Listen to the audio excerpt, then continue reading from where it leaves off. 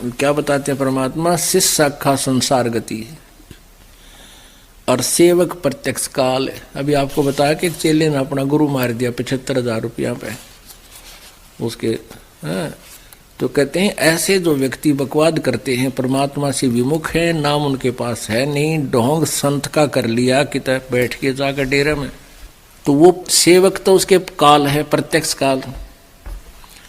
और वो जो गुरु बन गया जिसके पास यथार्थ ज्ञान भक्ति और नाम नहीं है, वो संसार गति में ही है। पुणात्मा, आप जी का सौभाग्य है कि आपको इस ज्ञान सुन रहा है, आप कोई किसी भी माध्यम से सुन रहा है, कोई पुस्तक भी पढ़ रहा है, कोई सीडी भी देख रहा है, या प्रत्यक्ष आकर यहाँ ज्ञान सुन रहा है। और अरबों खरबों मनुष्य सारा दिन डले ढोरे एक पेट के लिए धक्के खाते फिरते हैं, 100 झूठ बोलते हैं, निरे कोड इकट्ठा कर रहे हैं, अपने पाप कर्मों को फोड़ रहे हैं, जन्म को फोड़ रहे हैं, पाप कर्म ढो रहे हैं। और आप जी को ये ज्ञान हो गया, आपके अंदर कितनी उमंग दी भगवान ने, आप काम भी छोड़ कर आते हो। पुण्यात्माओं, कोई भी कार्य है करने से होता है। जैसे हम बच्चों को पढ़ाते हैं, 12, 13, 14 वर्ष जितना भी वो शिक्षा ग्रहण करना चाहता है, उसको हम कति फ्री छोड़ देते हैं और अन्य परिवार से अधिक उसके खाने की, ड्रेस की अधिक ख्यास रखते हैं, ध्यान देते हैं। और 12, 13, 16 और फिर ट्रेनिंग करे तो 20 वर्ष तक, 25 वर्ष तक उस बच्चे से हम कोई कार्य नहीं लेते और पैसा भी बाढ़ की तरह फूकते हैं। किस उद्देश्य से? कि बच्चा बड़ा होकर के अपने पैरों पर खड़ा हो जाएगा। 25-20 वर्ष के बाद वो लड़का या लड़की 2 रोटी के ब्योंत उसका होगा। अब हम क्या करते हैं, ज्यादा अच्छी शिक्षा, इंजीनियर, डॉक्टर है या कोई IAS IPS बना देते हैं। किस उद्देश्य से? कि ये घने धन इकट्ठा करेंगे, बड़ी कोठी बनाएंगे, टी टी करते कार मचालेंगे। ये उसका दुश्मन होगा आखिर में, क्योंकि उसमें मान बढ़ाई आ जाएगी, माया की हवस बढ़ती चली जाएगी और होगा वही जो उसके भाग्य में है, पहले पूर्व निर्धारित है, वही बच्चे इन पोस्ट को प्राप्त होते हैं। ना तो सभी इसी उद्देश्य से पढ़ते और पढ़ाते हैं। तो हम परमात्मा के विधान को भूल गए, अपनी जीव संज्ञा सोच से हम नरे निकम्मे हो गए, हम अपने हिसाब से पापी हो गए, माया पुजारी हो गए, आपस में द्वेष हो गया, चतुर हो गए।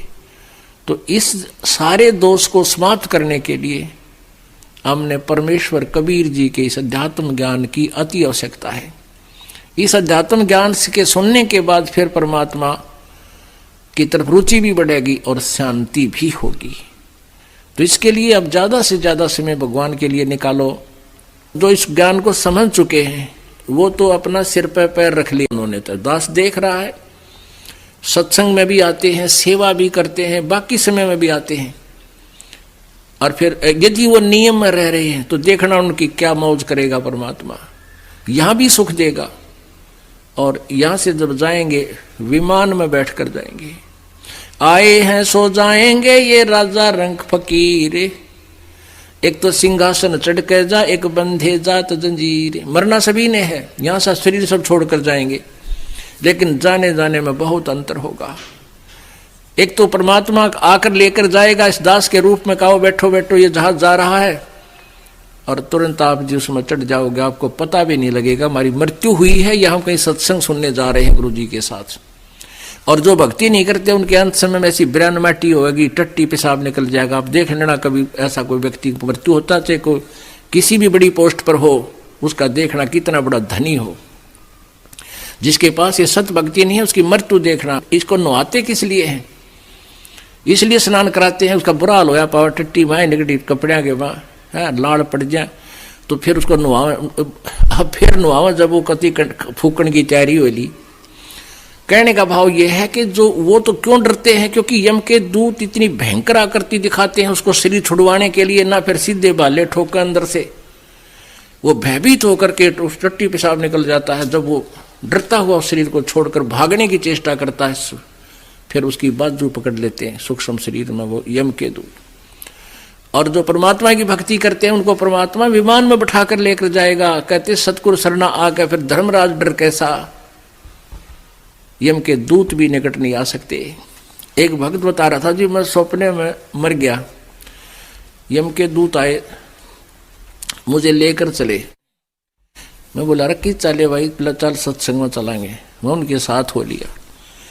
आगे जाके वो कहने लगे कहाँ ले जा रहे हो मुझे, सत्संग तो नहीं है, ये सामने लिख रखा है यमराज यमदूत। ने बोला तुझे धर्मराज के पास पेश करेंगे, फिर तेरा बकल तारेंगे। बोला मेरा और उनकी लड़ाई होगी कि तुम्हारा और हमारा के मेल भाई, हम तो कबीर जी के चेले हैं, शिष्य हैं, कबीर जी के उपासक है, हमारा कबीर इष्ट है, हमारे गुरु जी ये हैं, और हमारा थारा कोई मेल नहीं, धर्मराज काम नहीं जाया करते, भाग यहाँ से। उनकी लड़ाई होगी शुरू। एक तो लड़ेगा और एक बाज के उस धर्मराज के पास गया, कहने लगा जी एक न्यू का है, हम तो कबीर जी के पुजारी हैं और उनके शिष्य हैं।